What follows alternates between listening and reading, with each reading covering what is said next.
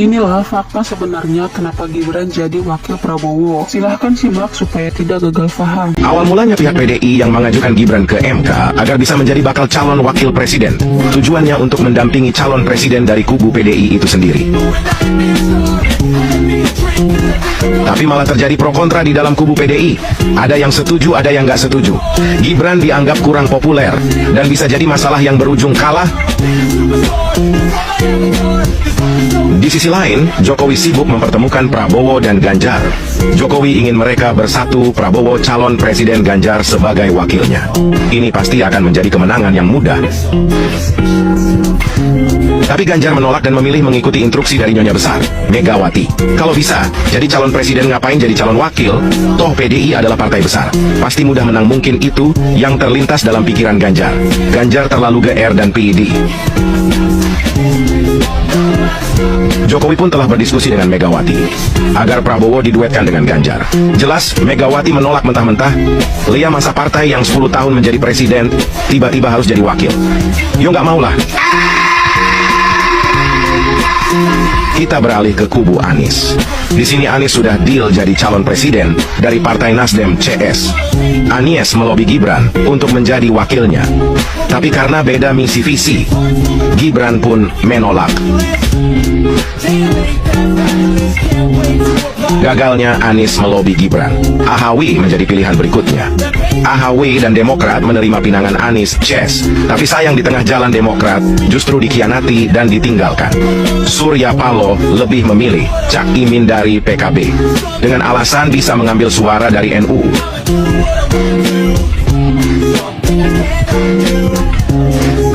Kita ke kubu Prabowo. Prabowo belum mendapatkan wakil. Ada beberapa nama yang akan mereka usung.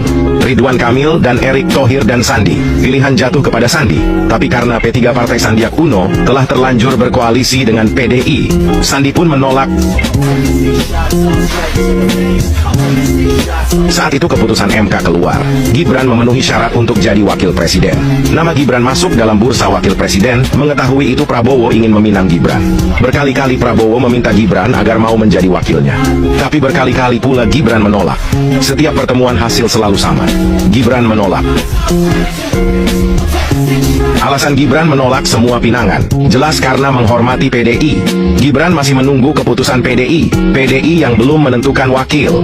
Dan Gibran pun berharap bisa dijadikan wakil dari PDI. Tapi seperti yang sudah dijelaskan di depan, terjadi pro kontra di badan PDI. Ada yang setuju Gibran jadi wakil Ganjar, ada yang tak setuju, dan ternyata lebih banyak yang gak setuju.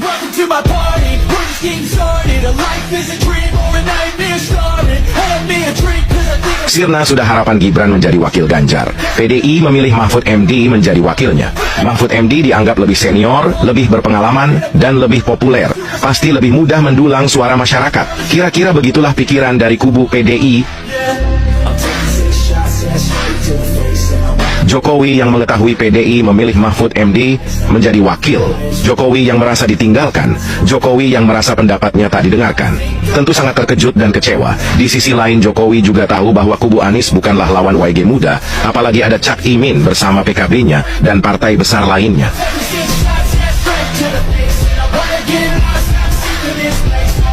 PDI dengan kesombongannya sangat yakin akan memenangkan pertarungan.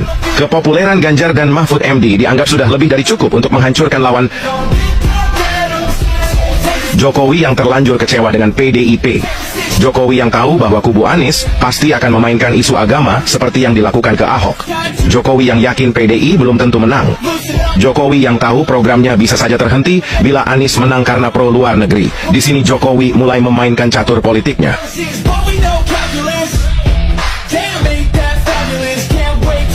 Jokowi tahu kekuatan Prabowo dalam Pilpres 2024 tidak begitu kuat. Masih kalah oleh PDI, masih kalah dengan Anies CS. Tidak ada cara lain untuk memecah suara Anies agar ke Prabowo. Untuk memecah suara PDL agar ke Gibran, Jokowi, masuklah Gibran menjadi wakil Prabowo. Gibran masuk dan diusung oleh Golkar. Gibran fix keluar dari PDI. Masuknya Gibran ke kubu Prabowo disambut riang gembira dan semangat. Di sisi lain kubu PDI pecah. Suara PDI terbelah sesuai prediksi Jokowi. Suara Anies pun terpecah karena masih banyak yang setia dan kembali ke Prabowo. Satu langkah catur Jokowi sudah dijalankan, belum terlihat membahayakan oleh pihak musuh. Apalah hebatnya seorang Gibran, mereka meremehkannya hingga keluar kata dua belimbing sayur Gibran, anak inggusan. Tentu beda level. Mereka jauh lebih tinggi. Ibarat mereka bintang, Gibran hanyalah debu.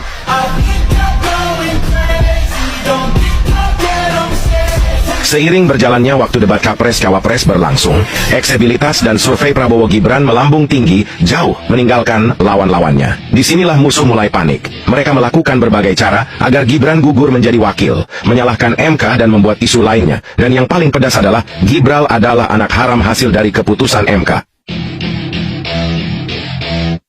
Isu-isu liar semakin dimainkan. Jokowi pengkhianat PDI, Jokowi pengkhianat konstitusi, Jokowi sang dinasti politik. Isu SARA disebar di mana-mana. Lalu apakah itu menurunkan elektabilitas Jokowi? Menurunkan antusias masyarakat untuk memilih Prabowo Gibran? Tentu tidak. Kredibilitas Prabowo Gibran semakin kuat. Masyarakat sudah muak jenuh dengan isu-isu seperti ini. Ganjar sudah berani menilai kerja Jokowi dengan skor 5. Mahfud MD ikut duan menyentil Gibran sebagai anak tak bermoral beretika.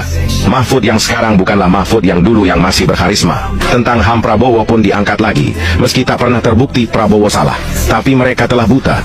Isu apapun akan diangkat selagi itu bisa menjatuhkan Prabowo Gibran. Ganjar dengan PD-nya mengatakan dia lebih baik dari Jokowi. Ganjar yang terlalu pede berani menyenggol Jokowi. Yang jelas dua, Jokowi jauh lebih besar daripada dirinya. Mungkin juga Jokowi jauh lebih besar daripada PDI yang mengusungnya. Andai kemarin Gibran menerima Anies, atau PDI menjadikan Gibran wakil, tentu keputusan MK tidak pernah disalahkan. Ibarat kata pepatah, nasi kemarin telah menjadi nasi goreng. Sudah terlambat, kompetisi tetap harus berjalan. PDI yang lupa diri, merasa sudah sangat besar, merasa pasti menang dengan kesombongannya.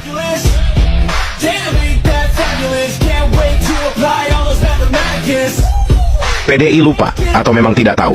Banyak masyarakat memilih Jokowi, bukan karena PDI, tapi karena sosok Jokowi itu sendiri. Dan sekarang banyak yang pilih Prabowo, bisa jadi karena ada Jokowi di belakangnya. Sekarang PDI sedang di tepi jurang. Ada yang lebih seru dari pemilu tahun ini, adalah saat Jokowi menyembelih banteng.